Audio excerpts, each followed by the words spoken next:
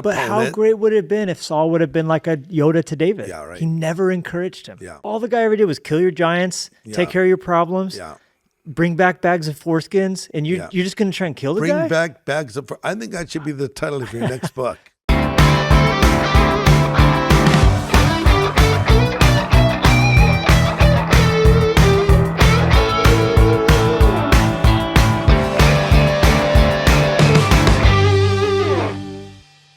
Well, Levi, thanks for being on my podcast. And I'm trying to remember the first time we met. Do you remember when that was? Yes. Well, you were touring Calvary of Albuquerque Yes. with Pastor Skip and just walking around. He was showing you like the facilities, and you guys came through the office where all the youth pastors worked. Right. And I was like, oh my gosh, that's Greg Laurie. I was very nervous, but I stood up and met you. And yeah.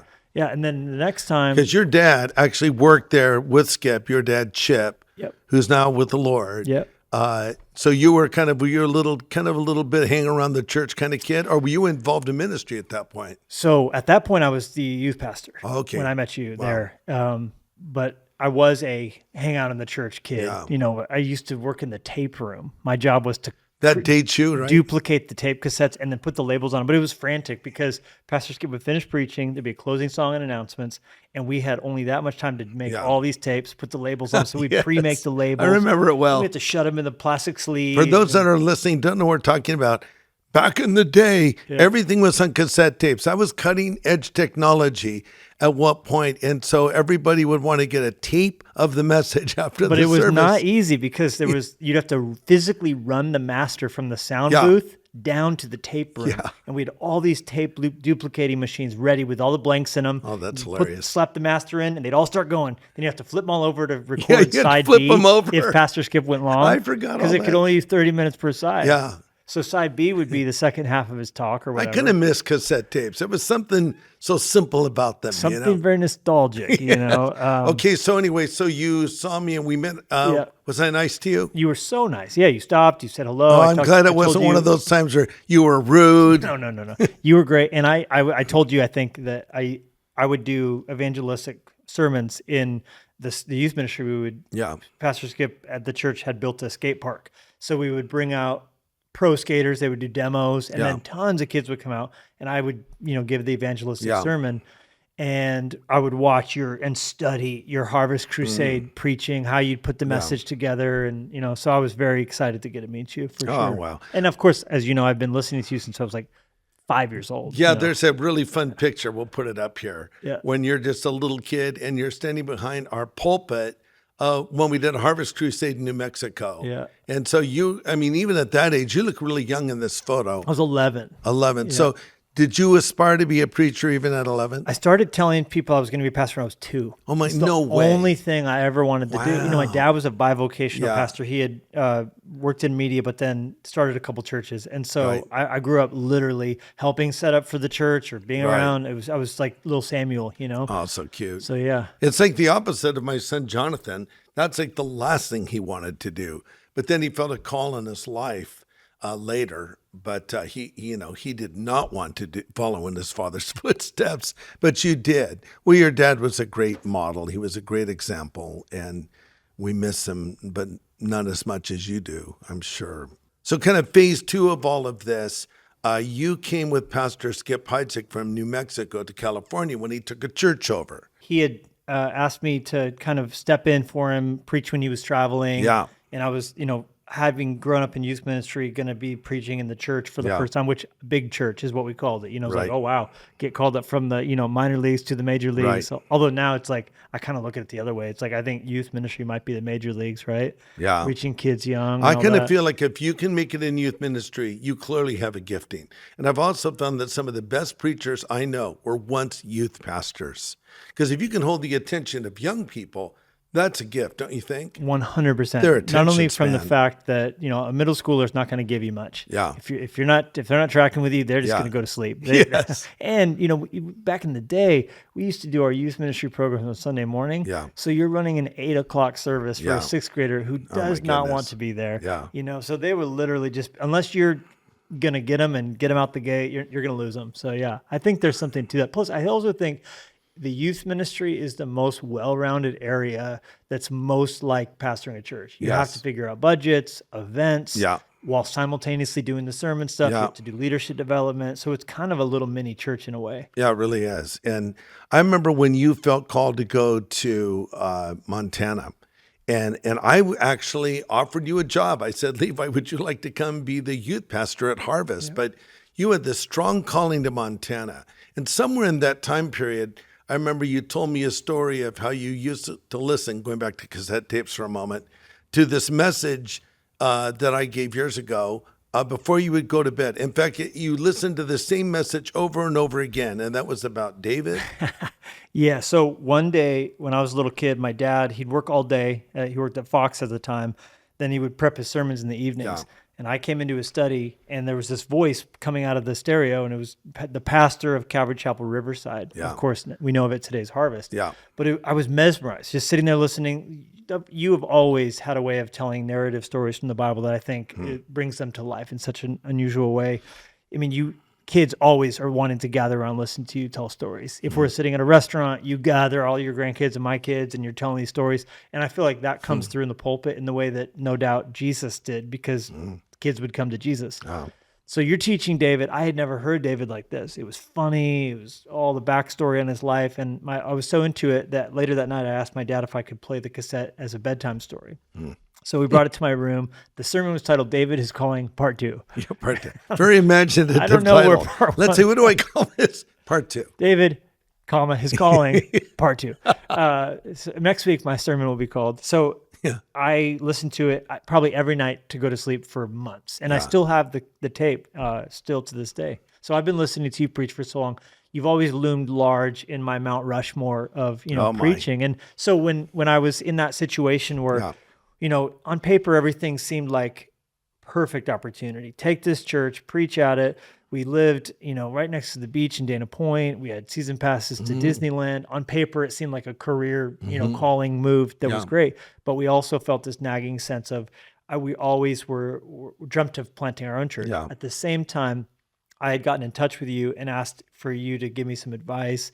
You listened to me. You were so great to just, we sat down and talked, and Jonathan had been coming to our youth group as well. So there was that connection, and I got, just time with you, which was a great honor. And you at the same time were like, well, hey, come on staff for me. Your exact words were, do for me what I did for Pastor Chuck, start up a new service, reach young people. And that was a massive opportunity. But the Lord just really put it in my heart that we needed to go plant this church. And you were so gracious, because I remember telling you no and feeling like, that's the last time I'm ever going to hear from this guy. And you were so gracious. You were like, hey, you know what?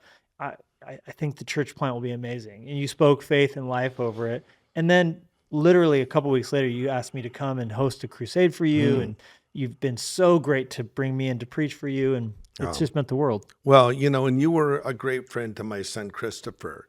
And, coming back to preachers' kids, they're not all like you, wanting to be preachers one day. Sometimes they go through rebellion. Both my sons went through a prodigal phase. And Christopher, drifted away. He always believed. He never was. He was always respectful to Kathy and I. It was a great son, but he was just sort of drifting spiritually. But he started coming to your church and really connecting. And I really appreciated the interest you took in his life. And of course, when Christopher went to be with the Lord in 2008, it was so devastating for us. And you were such a great help at that time, because you stepped into Jonathan's life. Because Jonathan was so influenced by his older brother, because Christopher was quite a bit older than Jonathan. Yeah. And he was almost like another parent in a way. And, because Jonathan was just a little kid. I was always amazed at how the two of them could get in an argument. One time I saw them arguing. Jonathan's like 2, Christopher's like 14. I said, why are you arguing with a 2-year-old? Who even cares what he says? But Christopher managed to do that. So how old would he have been when Jonathan was 2? I said 14. I think he's 10 years older. So that's actually a lot like Olivia and Lennox. Yeah. But it is funny. They can still bicker. You know what I mean? She's 19, he's 7. It's like, but it's just kids are kids. It's just a sibling thing. It is. But you were so helpful to Christopher and then to Jonathan. In fact, he went to Montana and and work with you for a period of time. And he was really feeling a call of God in his life. So, we have a long family connection. It's crazy. And walking with you guys through Christopher's going to heaven, which was so devastating. And yet watching you and Kathy and Jonathan struggle through all of that, finding your way. You guys had been in Montana before with Christopher. Yes. Watching him. And 4th of July, remember? I was so proud of Christopher, for all of his difficulties and struggles. When he went to be with Jesus, he was at such a high watermark of his faith, of leading his family, of loving it. My last meaningful interaction with him was a breakfast where he was just telling me how much he had felt bad for not being the same example to Jonathan he wanted to be. Yeah. And I was just encouraging him, like, even in that regret, there's an example. So to be open, be bold, because he was saying, I feel like I've lost moral authority. I'm like, you can't, in your mistakes, talk about that. And so I was just so encouraged by his finding his footing and you guys blazing a trail through the loss of a child. I mean, we got the front row seat to that, sitting on the beach with you guys while you were ugly crying, like the depths of sorrow. Yeah. But then seeing you still grab onto God, and you guys came to Montana for some of that healing. Yes. And of course, all of that, not knowing that we were about to follow in your example and not knowing we were about to lose a child. And, you preached Lenya's funeral. And so it's like, it's almost just poetically weird and beautiful that we got to walk with you through grief. And then you guys got to return the favor in that same way. Yeah. So I remember so clearly when you called, because our whole family was there at our house. We were having a great time. And I got this call from you. I believe the first call. I was in the ambulance. Yeah, you were saying, pray. Yeah. It's an emergency with little Lenya. And so we prayed. And then you called us not long after that and told us that she was with the Lord. And it was so hard to believe because we had walked through that together. And now it's happening to you. And but of course that, that was such a devastating time in your life. But you have gone through that with such strength, and a lot has come out of that. We wouldn't wish this on anybody, what has happened to us. We joined this exclusive club we never wanted to be a member of. I mean, you stop and think, if you lose your husband, you're a widow. If you lose your wife, you're a widower. If you lose your parents, you're an orphan. But if you lose your child, what are you? There's not a word for it. I guess devastated. But so we have a choice at a time like that to become better or bitter. You can just become mad at God, angry at God, but you chose to become better and to help others, and you've not wasted your pain. And you've written about this quite extensively in your book about little Lenya. Tell us about that book and how that's impacted people. Thank you. Yeah, the Lenya had an asthma attack, as you know. She was 5. It was 5 days before Christmas in 2012. Yeah. And that night we had the chance to give her corneas to 2 people. So each of them got one of her corneas. They also took her heart valves. I mean, that's a hard thing. We got home, the hospital called, and immediately we were thinking, did she wake up? Like that was our first thought. Because you're clutching at anything. Yes. Denial's real, shock's real. But they were like, no, we want to, take her heart valves and take her corneas and take these, organs for transplant.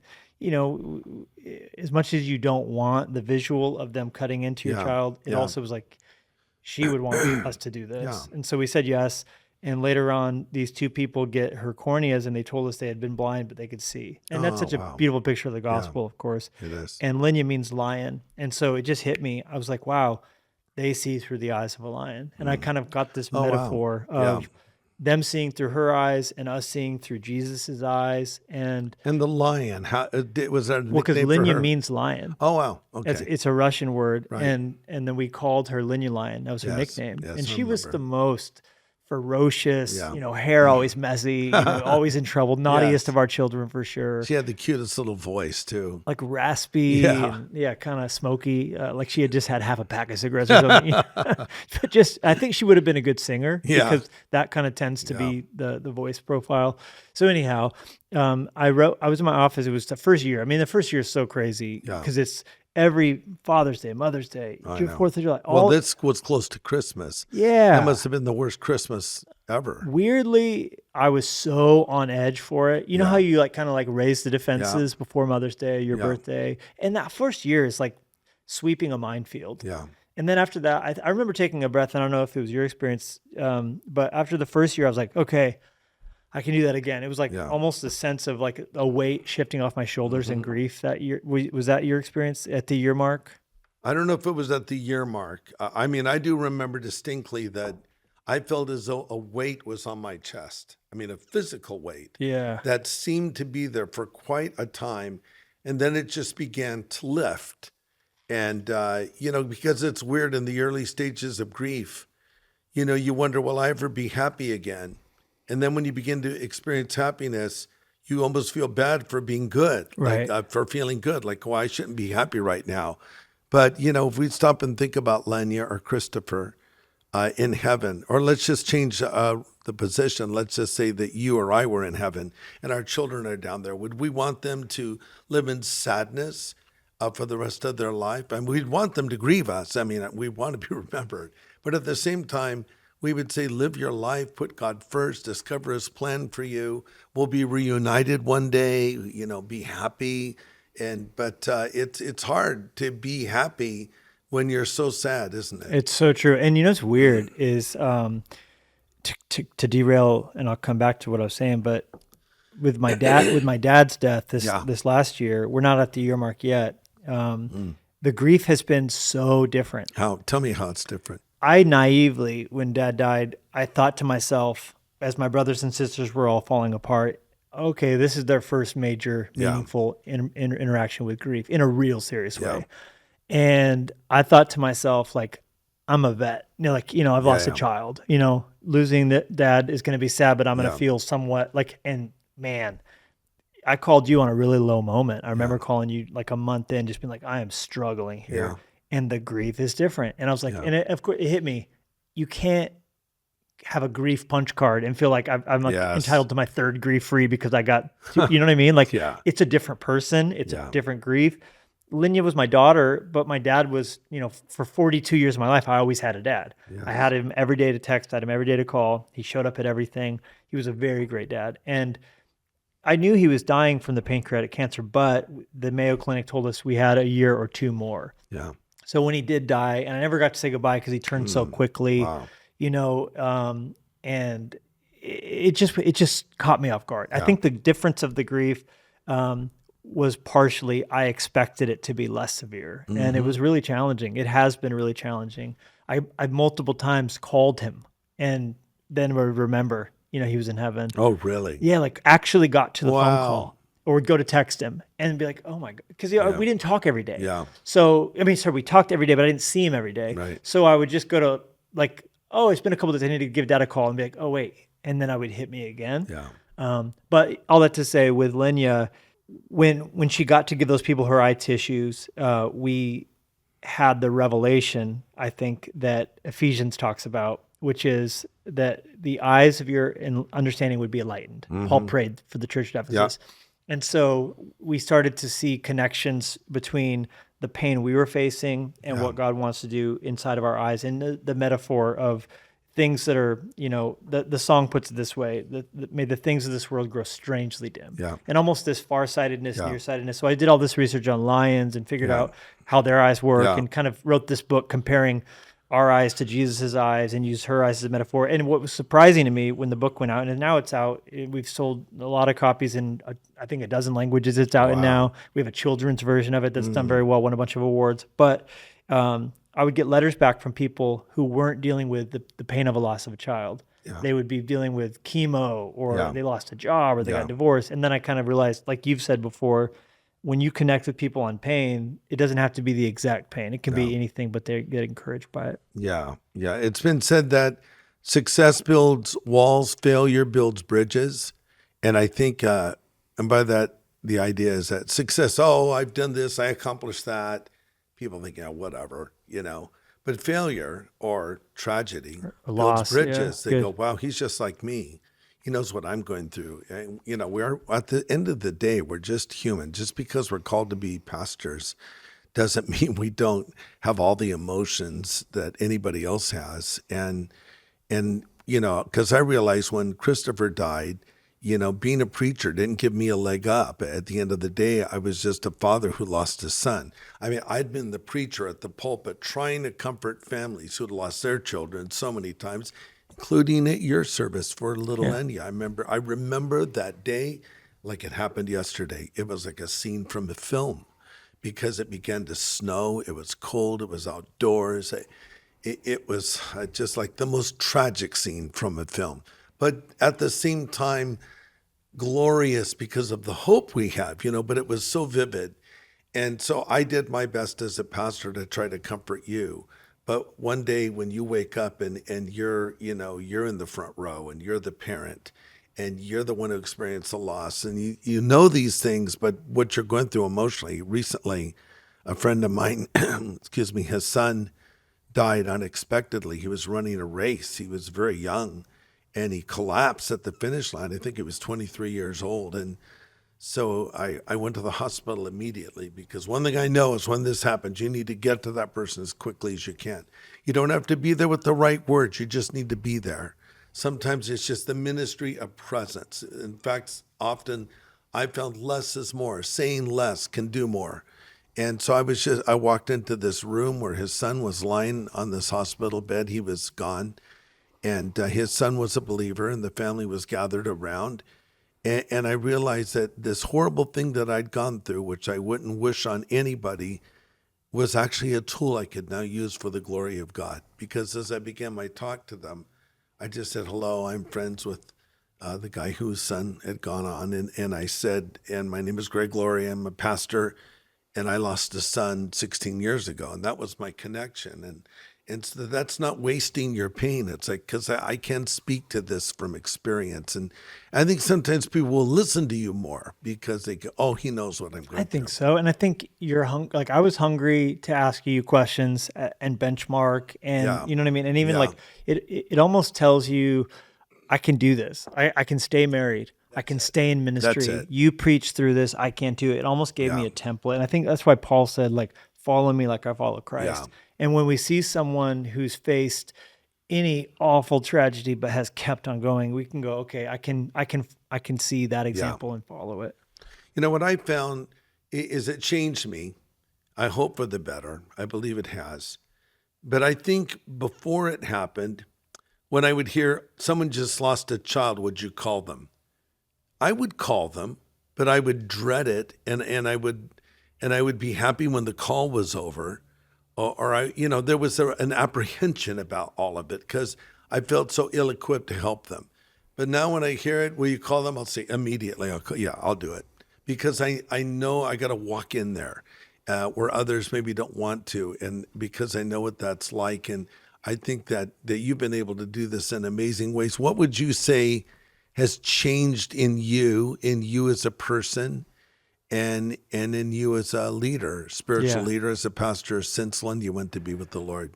Well, I think what you just said is key. I think one of the things I've had to learn to do is associate anytime I use something that she taught me through that experience, or even like you mentioned a minute ago, like when I'm happy. Yeah, I've had to learn to, by kind of reframing it, associate that happiness as being connected to her too. Because I think part of the reason we don't want to heal, because it's true, like some people stay stuck in their grief and don't want to heal because they feel like the last thing that that person ever gave them was the grief. And so if they give up sadness, they'll almost lose their connection to their loved one. Interesting. So you have to almost tell yourself, like, my healing can connect me to her too. Not just her in my future, but also like, this healed grief connects me to her. So I can honor her by being happy. Or like you said, to your point, when I talk to someone or share something from that experience, because people always say like, oh, I'm sorry for asking about Lenya, or like they don't want to bring it up in an interview. I'm sure it's the same thing with you. Like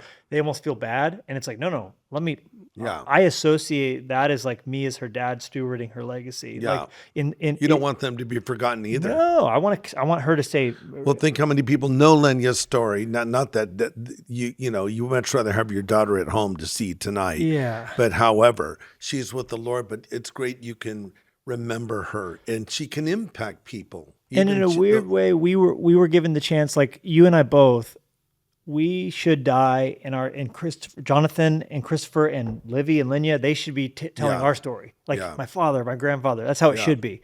For whatever reason, God in his sovereignty allowed it to be this way. We get to steward their legacies. And so I'm not going to miss that opportunity. And I can do it with happiness, not just sadness in my heart. Now, like I can genuinely be happy. But as a leader, I think there's greater empathy. I think the brokenness from the pain has brought me down to the dust, man. I mean, I've been in the place where like Job says, like I'm licking the floor of Sheol, and I think that grounds you in a different way, that humbles you in a different way. And so I think it's changed everything about my leadership for sure. What would you say to somebody maybe that just heard the worst news imaginable and they're wondering, how am I going to survive this? You remember what that was like for you. What would you say to them? One thing my counselor has helped me to see that with this new recent grief is with my dad that really helped me was he said, make sure you differentiate the grief. Okay. So grief feels like a big bag of laundry. Yeah. And it feels a mountain of laundry to do. Yeah. And that's almost overwhelming. You go, I can't even do this laundry. But he said, what do? You first thing you do is you go whites, coloreds, darks. Yeah. You sort it. And then the piles get smaller. Yeah. So he said, okay, with your dad, immediately sort the grief out because it feels like a monstrous pile of grief. So instead you go, what am I not grieving? What am I not grieving? Okay, I'm not grieving all the memories of my dad. I get to keep those forever. Okay, let's put those in a different pile because you're not actually grieving those. And then cherish those memories and the lessons you learn from them. Okay, second pile. What has also not been taken away is your future with your father. Yeah. Lenya, Christopher, my dad, they're in heaven. Okay, well, I'm not grieving that because I'm looking forward to it. Okay, well, what are you grieving? Okay, I can't call him today. I can't have ice cream with him or invite him to my daughter's graduation. Okay, grieve that. But now you're grieving a much smaller pile. Yeah. So I would say to someone grieving, of course, first of all, I would hug him and say, I'm so sorry. And ask him about that person and want to hear all that. But that would be my advice, differentiate the grief. Yeah. That's a good distinction. Well, thank God we have hope, and thank God that our children are not just a part of our past, they're also a part of our future, and your father, of course. And my mother's gone on to be with the Lord. And, when she died, I felt deep grief. I think I felt deep grief over not being the best son, like I thought I could have been a better son to her. Of course, she could have been a better mother to me, but, we can only do our part. And, that was a tremendous loss. It's so hard to lose people, but they're not really lost if we know where they are. Yeah. And did it bug you? Like with my dad, I'm starting to warm to it now. Yeah. But at first when my dad died, everybody was writing me these letters and saying, hey, he's with Lenya now. Yeah. He's with Lenya. And for whatever reason, like in the moment, it was like, it drove me crazy. Yeah. And now I'm of course, I do believe that. I'm excited about that. But it's funny, you have to, on your own pace, come to these things. Yeah. Does that make sense? 100%. Yeah. Yeah. Like for instance, do we believe Romans 8:28 is true? Of course we do. Is that the best verse to quote to someone who just lost a child? Probably not. Yeah, right. Maybe you save that one for a little bit later. All things work together for good to those that love God and are the called according to his purpose. And maybe the Lord let this happen to your son so these people would come to the Lord as a service. Hey, guess what? God could have saved those people at his service or however he chose. So I don't like to always put a cause and effect. I think it's sometimes there's tragedy, and I don't have to say, well, good will come out of the tragedy. I don't think Romans 8:28 means good always comes out of bad. I think what it means is bad things happen, but despite that bad thing happening, God will produce ultimate good in your life, and so, but there are just things that, like, I'll always see the death of my son as a tragedy. Yeah. I'll never say, well, good things have come, but actually now, having said that, good things have come as a result. Kind of a iron entered my soul of sorts where I was willing to do things I wasn't willing to do before. It changed my outlook on life. It changed my view of eternity, made me more aware of it. And of course, now I'm 72, I should be. But, a lot of people are just oblivious. They don't ever think of the afterlife. Yeah. And I think that's something that should influence us constantly. But let's shift gears and talk about your family, because you have a beautiful family. You have a wonderful wife. When did you meet Jenny? We met when she was in a missions internship, and I was a youth pastor at Calvary Albuquerque. So what age were you? We were both 19, Oh my. 20, yeah. And then you got married how much longer after that? I was 23, she was 24. Okay. And then, or 22, 23. And then we planted the church not too long after that. Wow. Yeah. We were very young. Yeah.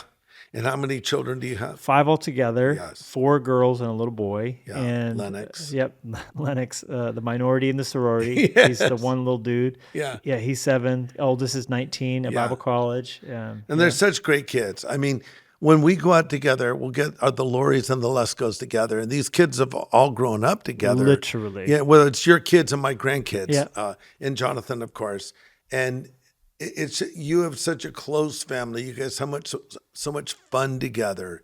And Livy is growing up to be, well, she's pretty much a young woman now, but she's actually going to school, isn't she? Yeah, she's going to Bible college. Yeah. Yeah, she's focusing on the creative marketing, that track. But yeah. That's the ultimate, I think, fruit to not only have your children walk with God, but effectively to want to follow in your footsteps. You know, ministry is not a career choice. It's a calling. But certainly it is a great blessing when we see that our children, because some kids want to do the very opposite. Like, I want nothing to do with ministry. I want nothing to do with the church. And it's the opposite with your children. Well, and you don't want to influence it. You don't want to, you know, my dad never steered me or coerced me into it. I think that would have the opposite of effect probably. But Livia and Daisy both, there was a ministry night at our youth conference. We do movement conference, and the speaker said, you know, come to the front if you feel a call to ministry in some way. And I looked up and saw Daisy and Livia at the altar, and it was like, just hot tears, you know, weeping. And I remember making a similar kind of response to that, and I just love that. Who am I? Who will I send? Who will go for us? Isaiah 6, and to see them both, and we've just tried to just praise God, you know, whatever it looks like. Clover is different. Clover says, I call her Clovey. Clovey, yeah. Clover says she wants to work at Disney. She wants to work at Disneyland, go to Biola. She's got this whole thing worked out, business plan, you know. Beautiful. And we're like, great, she can pay the bills. Hopefully you can tithe on what you're doing, That's funny. for the rest of us. Well, you know, as John wrote, I have no greater joy than to know my children walk in truth. You know, one of the cool things, Levi, I see with you is you're always learning. You know, you're always reading, you're always discovering new things. You have so much wisdom, I think beyond your years actually, but you're always growing in your spiritual life. But your marriage, I think, is so strong, and it's such a great example. How long have you and Jenny been married 20 now? years this year. Yeah. What would you say to somebody maybe that's newly married? Like, here are a couple of things you need to always keep in mind if you want your marriage to be strong. Yeah. You think about your connection, and the question, we have a marriage counselor, and they would always talk about hydration. Like, you have to be hydrated. Yeah. And your bond, your relational bond, has to stay hydrated. Yeah. And when it gets dehydrated, it's like when you need lotion on your skin, you know? So I think the language that helps because you can think about when you're thirsty. You can think about when someone's dehydrated. Yeah. So like thinking about the vibe, you and Kathy have such a fun jovialness. Like, and when a relationship is unhealthy, that's the first thing that goes. Wow. There's not laughing, there's not joking around, there's not the inside jokes, you know? Yeah. So I think for Jenny and I, we try and keep it to where there's that sense of hydration of our relationship. What hydrates you? Of course, it's date nights. It's, you know, empathy, vulnerability. You know, telling each other what you're going through, what you're learning in your quiet time. All those things. I mean, it's just the simple, consistent things over time. I heard one pastor one time say that if you want a relationship that's great, you have to spend at least 30 minutes a day, which is not that much, right? Yeah. At least a day a month, at least a weekend away every quarter. And then hopefully over the course of the year, those things multiplied out. Great. You know, you're getting that time together. You have to be intentional. Yeah, you have to be intentional. I mean, intimacy is into me, you see. And so when you stop telling the other person what you're going through, I like that. We go back. What was that? Intimacy is into me, you see. That's interesting. So it's being open, you know, and being, here's what I'm going through. There's that great scene in the Bruce Willis movie Sixth Sense where he says, "I knew we weren't going to make it." See dead people? Yeah, no, not that scene. No, he said, no, sorry, it's the one with M. Night Shyamalan, the Unbroken one, where he's like a superhero. I don't know. He survived a train accident. Anyhow, their marriage breaks up. Bruce Willis and his wife, they get divorced in the movie. And she says, when did you know we weren't going to make it through this? And he said, I had a bad dream, but I didn't wake you up to tell you about it. Oh, wow. And so the whole movie goes on, and the last scene of the movie, spoiler alert, is he wakes her up in bed and says, hey, I had a bad dream. And so he's just being honest, like, here's what I'm going through. And I think there's something to that, like, to be honest, to forgive quickly. And then I think collecting inside jokes. Like, I think for Jenny and I, there are so many things that can make us laugh till we cry. And I think that's a power in that. Yeah. When you see couples divorce that have been married 30 years, you think all those photographs, all those memories. Oh, now we want to act as though they weren't there. And so many shared experiences. There's nobody else I can really say, remember the time back in 1972 when this happened? And the amazing thing is our memory. I feel like between Kathy and I, we have one complete brain. Wow. Because I'll remember part of it. She'll remember the other part. Or even funnier, I'll be telling this story and Kathy will interrupt and say, that's not the way it happened. I said, excuse me, you weren't even there. Yeah. She says, yeah, but you told it differently the first time. It's like the original Greek. And I said, you're right. Yeah. I hate to admit it. But all those shared memories, all that shared life, and then looking at the legacy of your children, and for you in the future, it'll be your grandchildren. Yeah. That you'll see. But God's really gifted you as a communicator. I mean, I believe you're extraordinarily gifted to reach people of all ages. You certainly connect with younger people. I think you always have. But you connect with older people too. You connect, I think, with everyone. You take the Bible, and I don't want to say you contemporize it. I think what you do is you understand it properly. You're a great student. You take your time to do your exegesis of a text and the background of it, but then you apply it in a very interesting, often unexpected way to people. Like when you're putting a message together, what would you say are some of the things that maybe you do? I don't want you to say you do better than others, but maybe what are some of the distinctives that you think you bring to message preparation? Like, how do you do what you do? It would be another way of asking. Very good. Well, thank you. Those are kind words coming from the master. I didn't mean any of them. Well, I think I did. I think that maybe one thing that's unique to me because like you said, look, the meaning of the text doesn't change. Yeah. The original language, the history, the intent to the audience it was going to, all those things help us figure out what does the text mean. The text has one meaning, but myriad applications. Yeah, that's right. And ways for that to come to life and come to light to people in an unexpected way. I think at the end of the day, we're making connections between the Old Testament and the New Testament, between heaven and our world, and then people's daily lives.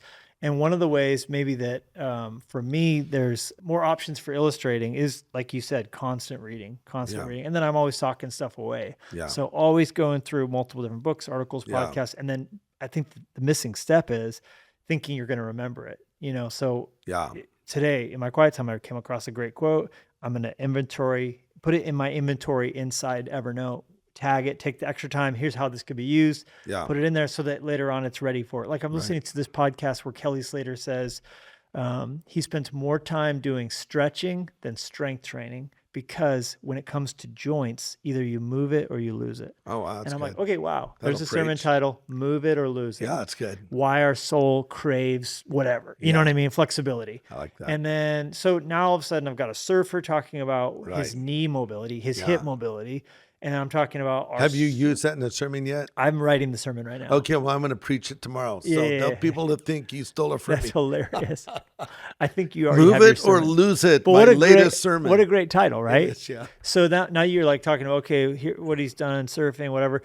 But the connection is, make sure you use your soul's mobility, right? Whatever. It's maybe the one I'm actually working on is a sermon on prayer. Yeah. So that'll be that title. But so it's just constantly socking stuff away. Do you like to preach? Love it. Yeah. I love listening to preaching. Yeah. I love writing sermons. Right. Absolutely. I can tell you what my favorite part of ministry is.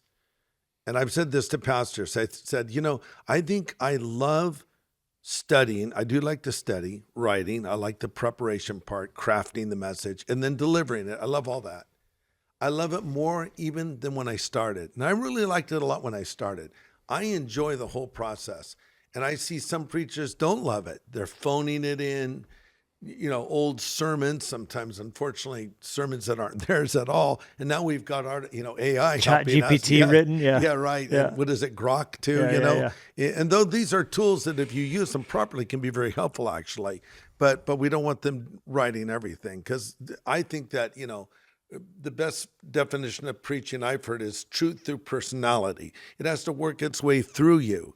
It's logic on fire. So you've got to have the logic, but you've got to have the fire. Sometimes lots of logic, sound theologically, very organized, no fire. Other times, all fire, all emotion, all illustrations, no content. So I think it's getting both of them in balance. I think you do a great job of that. Thank you. Like culturally, I'm sorry, I interrupted you. You were saying something. I just said, do you like to preach? But you were on a train of thought. I love it. I the same way. Although I think for me, the unexpected addition was writing books. Yeah.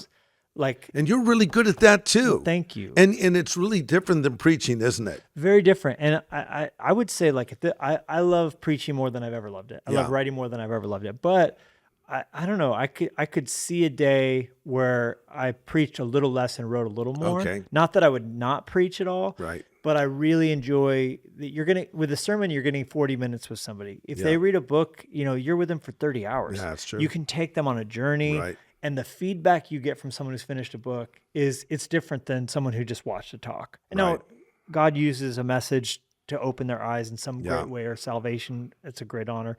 But when you meet someone who's read a book and they hand it to you to sign, and it's like dog-eared and there's stuff highlighted, it's beautiful. And I really like the written word.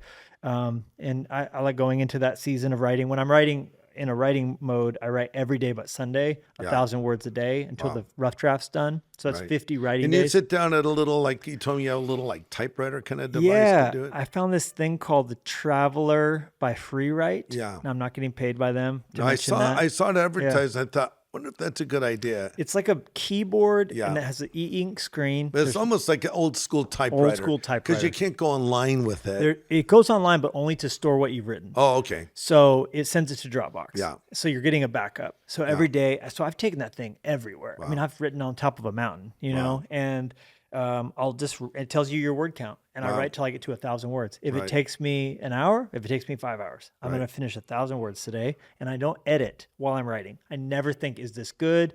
Does this make sense? I just write. That's right. And then in a different frame of mind, I'll come back and edit it. Jerry Seinfeld said, when you to write... you personally?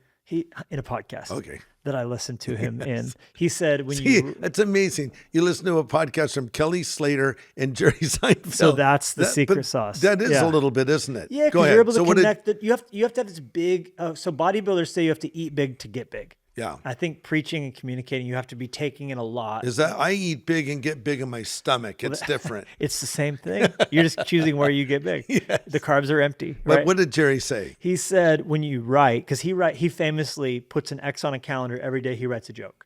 And he writes a joke every day. He never misses. So he writes a joke every day. It's called the Seinfeld method. You literally put an X on the calendar. Did I write today?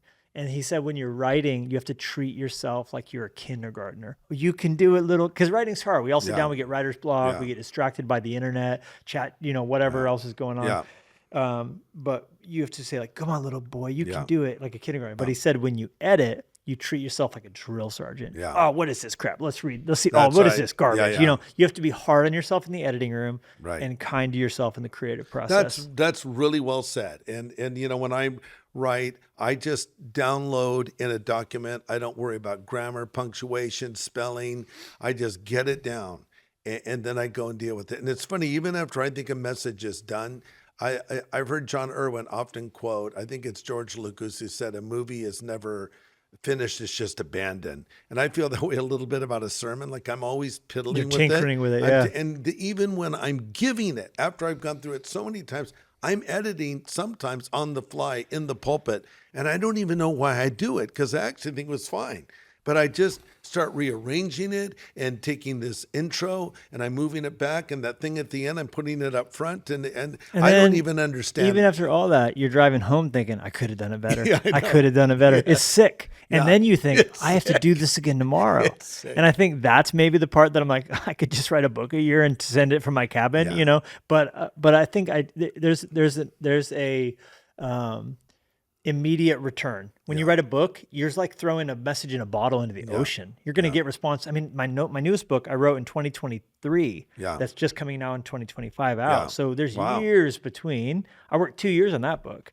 And it was I want to come back to your book because I want to talk about that. But the immediacy of the payoff from preaching. But you get to watch a real audience react to it that week is all I'm saying. Well, what I wanted to say to that point is what I really appreciate about you is you have remained a pastor of a local church, because sometimes young men will go out and have a certain degree of success and they have a book that does very well and they leave their church and now they just write books. Now, look, if that's what God's calling them to do, whatever. I'm not here to say that's a good or a bad thing, but I'm here to say this.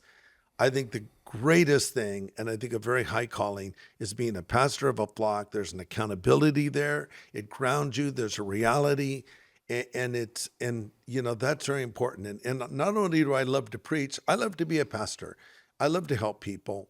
And I know you do too. You have a real shepherd's heart. And I think that's one of the secrets of your success as well. Because frankly, if you wanted to, you could just go become the roving preacher, speak at all the conferences, have your books that you come out with, and that's fine. But I appreciate the fact that you haven't done that. But I want to come back to your book. Yeah. Well, I feel, to your point, he's calling. It's like Jeremiah said, right. Fire my bones. God, if God believed me, like if we wouldn't probably have been gone to Montana in the first place. Right. I think it's we feel a sense of calling. We feel a sense of focus. We feel a sense of this is where we're supposed to be. Well, you would never say this. So I'll say it about you. You've had opportunities to leave Montana, and I don't want to say go to greener pastures, but you could have gone on to much bigger things. You've had really nice opportunities offered to you. Would you come and be the pastor of this church?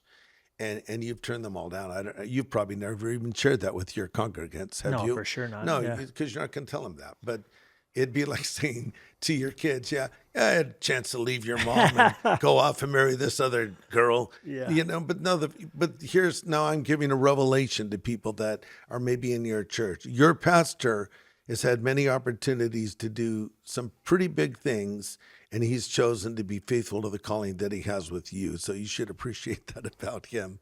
Go to bed, brush your teeth. Yeah, that's right. So coming back to your newest book that you wrote earlier, but it's coming out now. Tell us the title and what is it about? Yeah, thank you.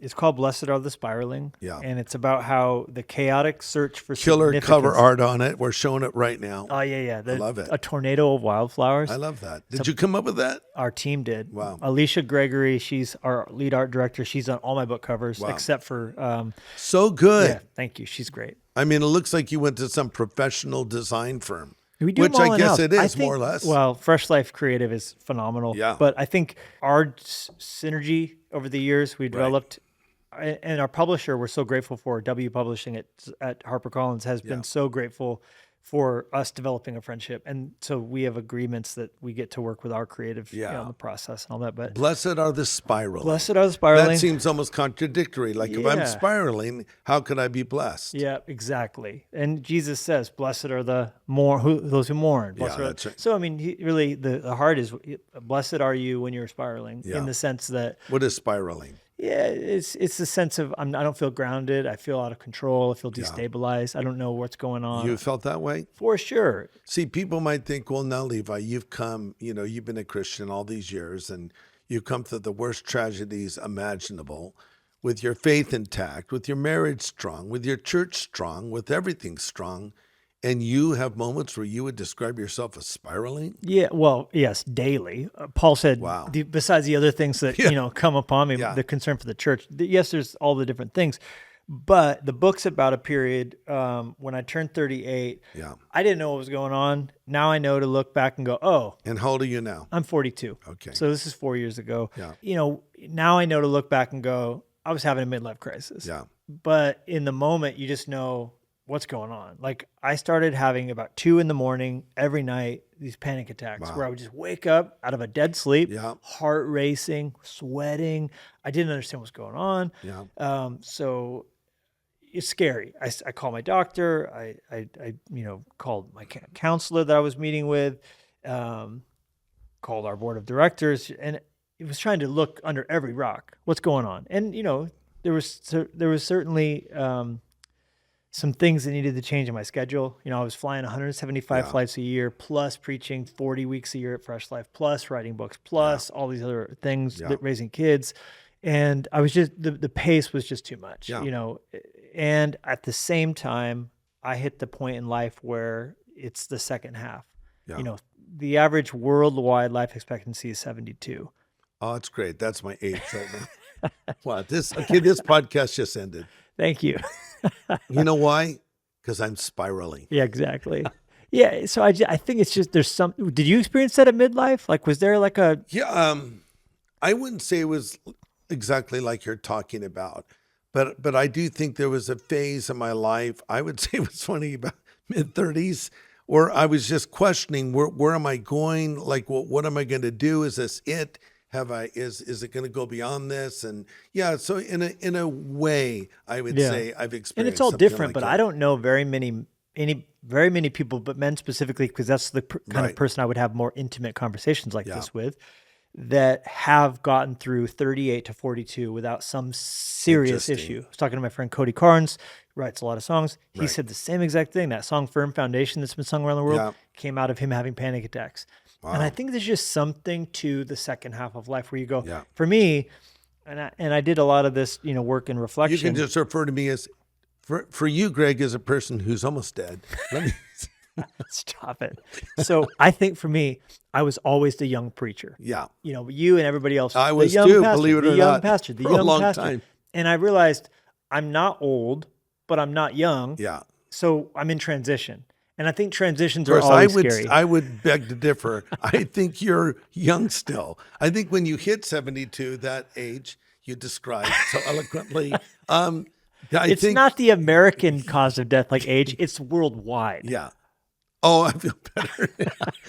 In America, we live longer than the world average. But I was globally. But when I look back on your age, I still think you're young. But go ahead. But when you were my age, you were feeling some of those things. Well, you are middle aged. That's true. You felt some of those things. Yes. And I think the book is all about just realizing, okay, so here's a framework.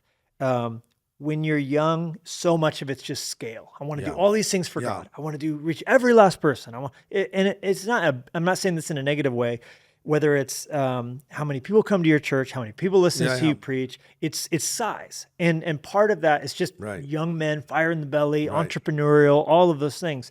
And when you are in the second half of life, you can't just be focusing on just pure size. You have to also be thinking significance. Yeah. Who am I investing in? Who are the next leaders I can raise up? It's not just about what I'm out there doing. Right? Yeah. In the old days of like nomadic Indian tribes, you had a better frame of reference in seeing like there was the warriors, there was the elders, there was the sages, and so I think it's just gracefully learning to move into seasons. And I've watched you do this, like wanting to pour into young pastors, wanting to develop, wanting to be generous with your influence. And I think that's part of the beauty of the second half of life, is just thinking it's not just about how much I'm doing, it's about who I'm opening doors for and helping to reach their full potential, like you're saying, Yeah. So the message of your book is you went through this time where you feel like it was something of a midlife crisis. You're wondering where you're going. What has helped you to get through this and helps you to get through this? Yeah. Well, I think partially it helped to know that that's not crazy for feeling those things. Okay. Right. I wasn't, when I was first going through it, I felt shame. Yeah. Like I felt like, and weirdly, like there was a period in that time where I had apathy. I didn't know if I wanted to continue to lead. Like the fire kind of was dimming in some regards, just a little bit of everything. Like, and I think navigating my way through that, figuring out a vision for not just the current season, but the coming season, and making some strategic changes out of that. So like we launched a youth conference because it was me going back to the beginning. What do you call that conference? Movement conference. And you do that pretty much every year now, don't every you? year since the first year was the year. So for those listening who have kids, younger people in your home, this would be something you might want to send them to. Yep. So we have a conference every summer in Montana called Movement Conference. Yeah. And we bring in the best speakers and musicians on the earth. I mean, literally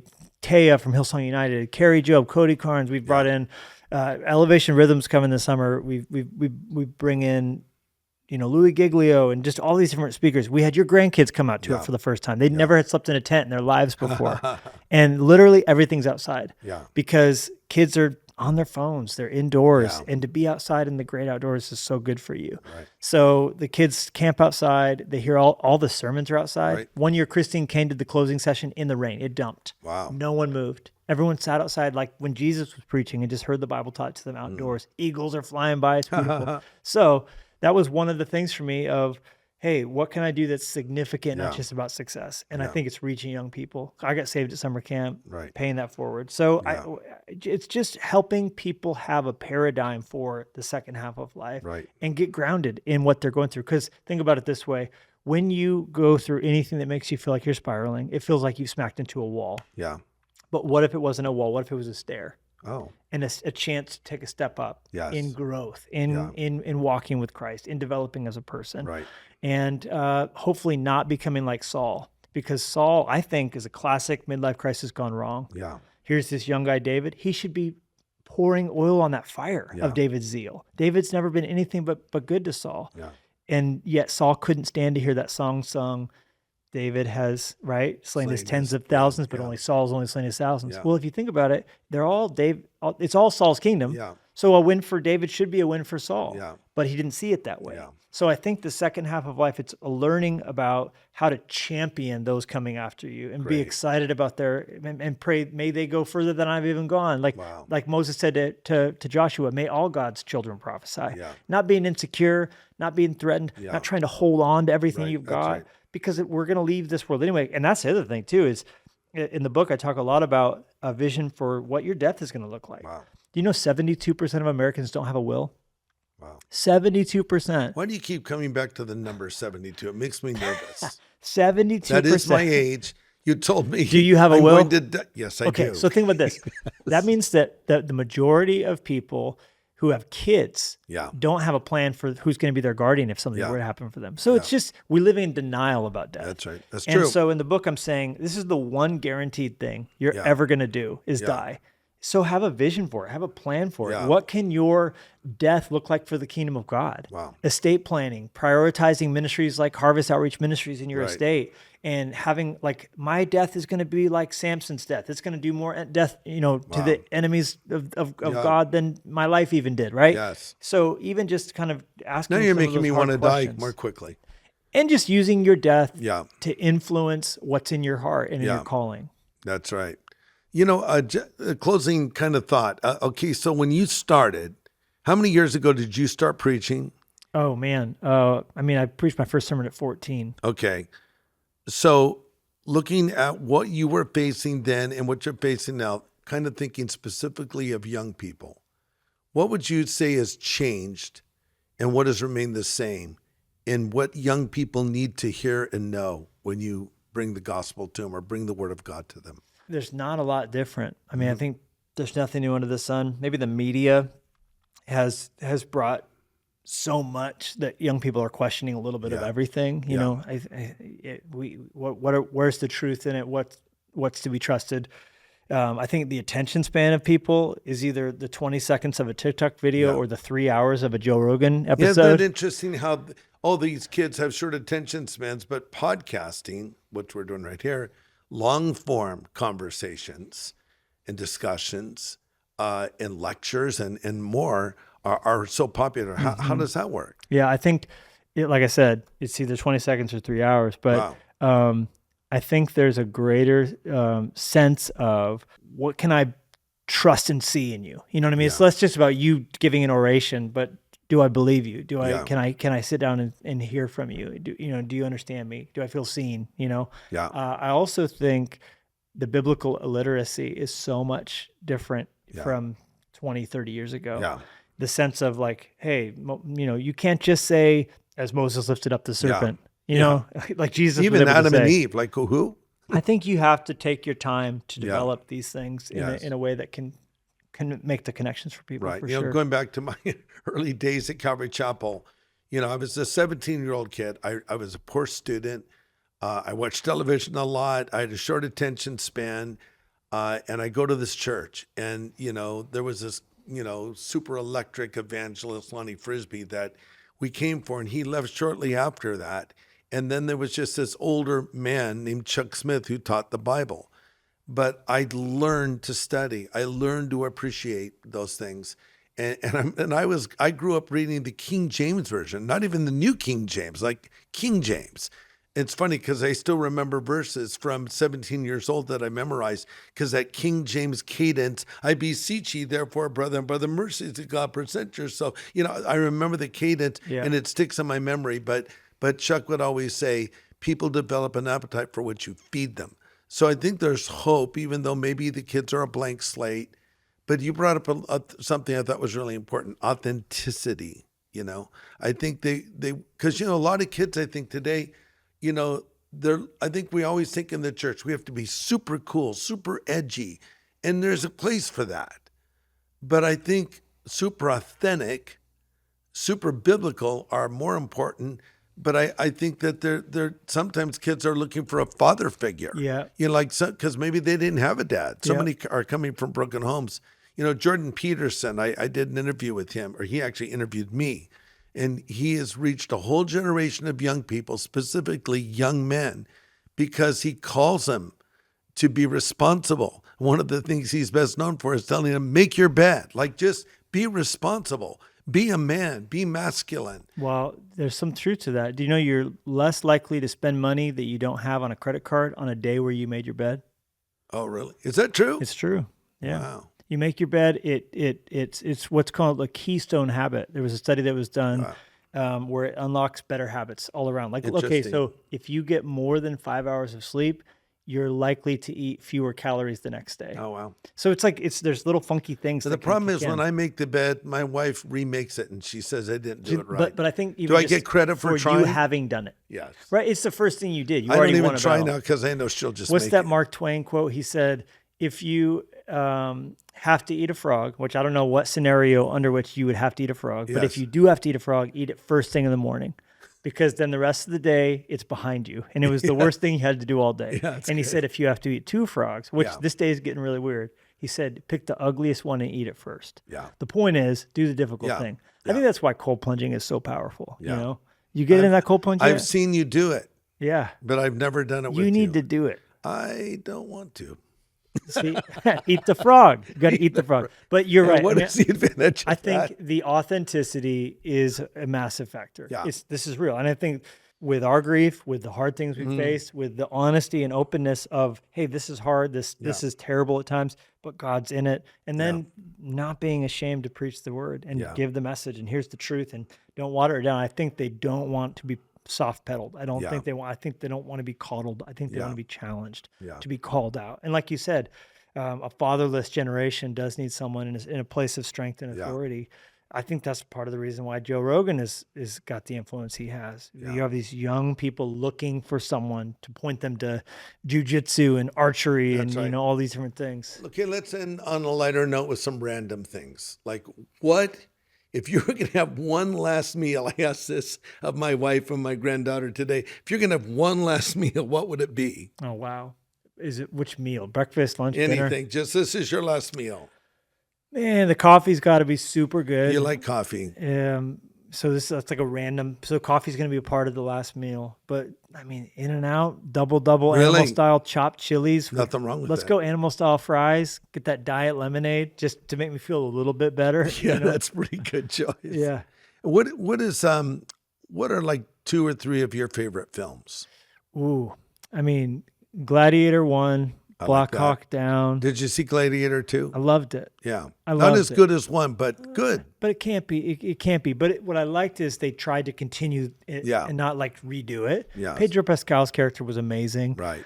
Denzel Washington was a scary man. Yeah. He was a scary, scary man. That guy they created. Roman culture, I'm a sucker for it, so I'm here for So it. it sounds like you like big, they call it the hero's journey. You like the movies, the big epic stories, where someone overcomes the hardship and prevails in the end. Hilarious that you said the hero's journey. I have a whole chapter where I unpack the hero's journey, and I try and, in the new book, tell people to see themselves as Yoda.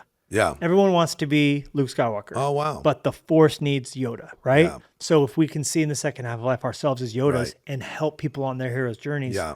will be everything they do is credit to our and really, it goes back to the origin story of the Bible, because you look at the life of David. We could say David's like Luke Skywalker. The prophet Samuel's like Yoda. Exactly. You know, I don't know, is King Saul like Darth Vader? A little bit different, but there's an But opponent. how great would it have been if Saul would have been like a Yoda to David? Yeah, right. He never encouraged him. Yeah. All the guy ever did was kill your giants, take care of your problems, Yeah. bring back bags of foreskins, and you're just going to try and kill the guy? Bring back bags of. I think that should be the title of your next book. Bring back bags of foreskins. Yeah. But what a wild. We'll probably have to Is edit that the that. wildest? It's in the Bible. Well, I know. It's a literal verse in the Bible. That's true. What's the one text in the Bible that you had never preached and you were like, I can't Cursed do it? is every man that pisseth against the wall. Dude, I preached the text about Onan, how God smote him, you know, in Genesis. Yeah. That's a wild text. Yeah. I was doing a thing on Jesus' genealogy, and I was like, I had never preached that before. What is your... I know you've had bloopers on the pulpit. I had one recently. I did one long time ago. Instead of fiery darts of the wicked one, I said diary farts. Okay, that was a long time ago. Yeah. Once when I was supposed to say, let's pray, I ended the sermon, let's pray. I said, let's pee. But this is recent. I was preaching on David, your favorite character, and your favorite story, because it was about Bathsheba. And I said, the Bible says Bathsheba was a woman of unusual beauty. But instead I said, Bathsheba was a woman of unusual booty. So that's my newest. You blur your words. You say it word. You accidentally, say a word you don't mean to say. The New Living Translation of 2 Corinthians 4 says, fix your gaze on things that cannot be seen. And I think I had been saying it like, hey, like you have to fix your gaze. You have to fix your gaze. And my wife was like, what's wrong with the gaze? Why do they need to be fixed? Like, she just was saying like the way it came out was like I was saying like fix your gaze. If you have a gay, fix it. Like fix your gay. The wife will always tell you what no one else will tell you. Is that not true? Yeah, or she'll be like you got that wrong. Like you transposed the thing. Whatever. You don't even realize you'll it think that was really great. Then you'll find out you'd made some mistake. You kept saying whatever instead of Absalom. Whatever. Yes. Yeah. Anyhow, I don't know. And the title of it is Blessed Are the Spiraling. Yes. Yeah. And that's probably going to be an audiobook too. Oh, it's all done. And that's pretty fun. Did you read it yourself? I did that myself, and then did a bonus like hour-long Q&A about the process. Oh, I like that. We had an early reader group, and they submitted questions. And so that's on the audiobook too. Excellent idea. And also it was fun. Like, do you do this, like riffing a little bit on the audiobook? So I would not just do the dry read of the manuscript, but I would also like give background behind the scenes information that maybe the audiobook listener might find interesting. No, I can't just read. I always start ad-libbing and I have to, because when you speak, there's a certain way that one speaks and a certain way that one reads. I mean, when it's written, you read it, but then when you say it, it just feels different. And I have to say it the way I say it. I don't know if that probably made no sense what I just said, but every form of communication has its own interesting nuances, and I don't always know what I'm doing exactly, but I just know that I can't do it this way. I have to do it that way. When I was doing the audio, because everyone fast forwards audiobooks, they do it at double speed or whatever, right? Yeah. So when I did the Last Supper on the Moon audiobook, I was like, you're probably listening to this at 2.0 speed. That's so funny. To mess with you, I'm going to say the next chapter at 0.5 speed. So I like really slowed down, the next two paragraphs just to mess with them. Yeah. That's pretty good. Well, I just pray you keep doing what you're doing. And I know God has great plans for you in your future. And I love that verse, Jeremiah 29:11. In fact, coming back to my son, Christopher, I had it inscribed on my watch that I gave to him that he was wearing when he went to be with the Lord. And as you know, Jeremiah 29:11, the Lord says, I know the thoughts that I think towards you, says the Lord, thoughts of peace and not of evil, to give you a future and a hope. And I remember when I read that after he died, they gave me a plastic bag. And in a plastic bag is his wallet, his car keys, and this watch. And I just couldn't believe this is all I have from him. And I look at that watch and I flipped it over and saw that inscription. And I thought, to be honest, I said, well, where's the future and the hope? And I thought, well, the future and the hope ultimately is heaven, right? But there's a future and a hope in this life too. And I like that verse that says the lines have fallen in pleasant places. That's kind of King James, but I like the way that pleasant places is nice. I like the way that said. It probably more modern translation would put it differently. But the idea is that God is ultimately in control. And he is, as we talked about earlier, working all things together for our good and his glory. And I know that God has wonderful things in store for you. And I just pray he'll continue to bless you and use you. And thanks for your friendship to me, to our family, to both of my sons, and the impact you have had on them. And pleasure to be your friend. Likewise. Always a pleasure. Never a chore. That's one of your sayings. It's a catchphrase. Yeah. You've been using that for a while. Yeah. Well, you've meant the world to me. You've been another father to me, father figure to me. Example. I've loved getting access to you, getting to see you up close. You're more impressive up close than you are as a preacher. And that's saying a lot because you can preach too, but you're a great friend. You're kind, you're generous. You've been a Yoda to me for many a year. You actually, I don't know if you remember this. You used to sign off your emails. I think I called you Obi-Wan Kenobi, and you called yourself Obese Wan Kenobi. We would just make nerdy jokes in our email signatures. So you've been such a friend for such a long time. So thank you. Well, thank you. Hey, thanks for watching. Subscribe to my YouTube channel. Follow me on social media. And make sure you download the Harvest Plus app, because there you will find so much information that we have for you that you'll love. So thanks for watching.